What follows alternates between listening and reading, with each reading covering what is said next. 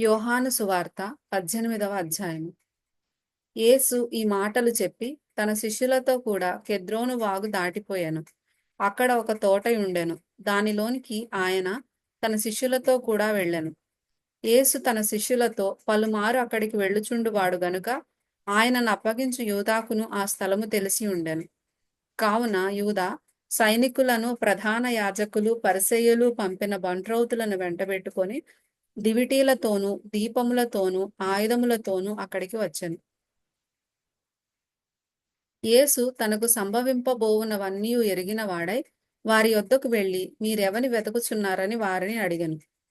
వారు నజరేయుడైన యేసునని ఆయనకు ఉత్తరమియ్యగా యేసు ఆయనను నేనే అని వారితో చెప్పెను. ఆయనను అప్పగించిన యూదాయు వారి యొద్ద నిలుచుండెను. ఆయన నేనే ఆయననని వారితో చెప్పగా వారు వెనుకకు తగ్గి నేలమీద పడిరి. మరలా ఆయన మీరు ఎవనిని వెతుకుచున్నారని వారిని అడిగెను. అందుకు వారు నజరేయుడైన యేసునని చెప్పగా యేసు వారితో నేనే ఆయననని మీతో చెప్పితిని గనుక మీరు నన్ను వెదకుచున్న ఎడల వీరిని పోనీయుడని చెప్పెను. నీవు నాకు అనుగ్రహించిన వారిలో ఒకనినైనను నేను పోగొట్టుకొనలేదని ఆయన చెప్పిన మాట నెరవేరునట్లు ఈలాగు చెప్పెను. సీమోను పేతురునొద్ద కత్తి ఉండినందున అతడు దానిని దూసి ప్రధాన యాజకుని దాసుని కొట్టి అతని కుడిచెవి తెగనరికెను. ఆ దాసుని పేరు మల్కు. యేసు కత్తి ఒరలో ఉంచుము, తండ్రి నాకు అనుగ్రహించిన గిన్నెలోనిది నేను త్రాగకుందునా అని పేతురుతో అనెను. అంతటా సైనికులను, సహస్రాధిపతియు, యూదుల బంట్రౌతులను యేసును పట్టుకొని ఆయనను బంధించి మొదట అన్న యొద్దకు ఆయనను తీసుకొని పోయిరి.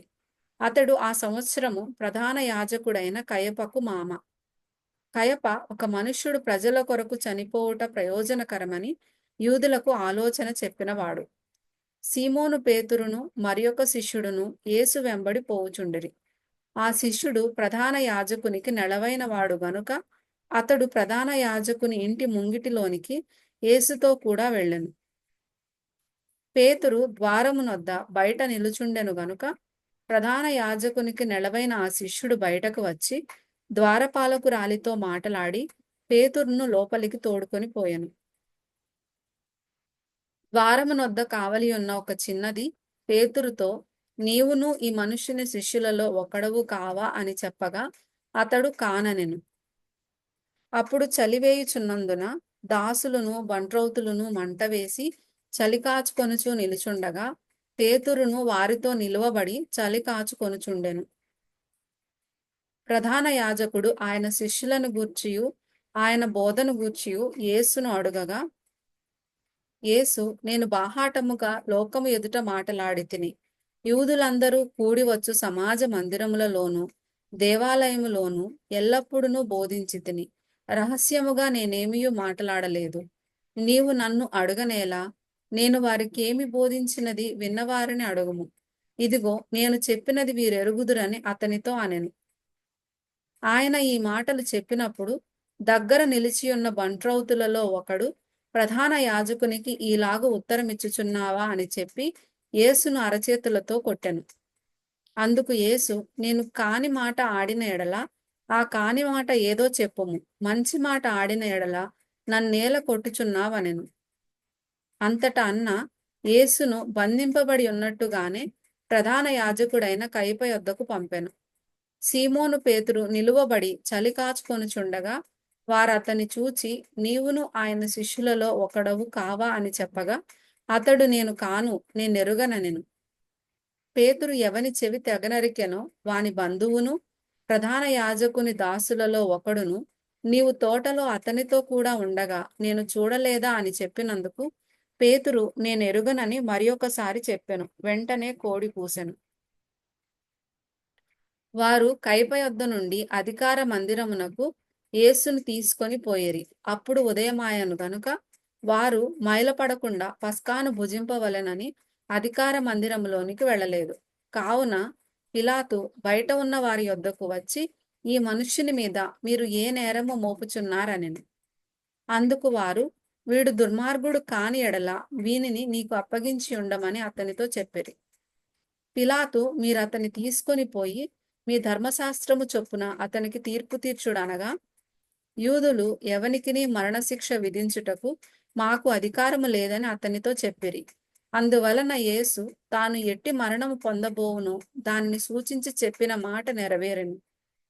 పిలాతు తిరిగి అధికార మందిరంలో ప్రవేశించి యేసును పిలిపించి, యూదుల రాజువు నీవేనా అని ఆయనను అడుగగా, యేసు, నీ అంతట నీవే ఈ మాట అనుచున్నావా, లేక ఇతరులు నీతో నన్ను గూర్చి చెప్పిరా అని అడిగాను.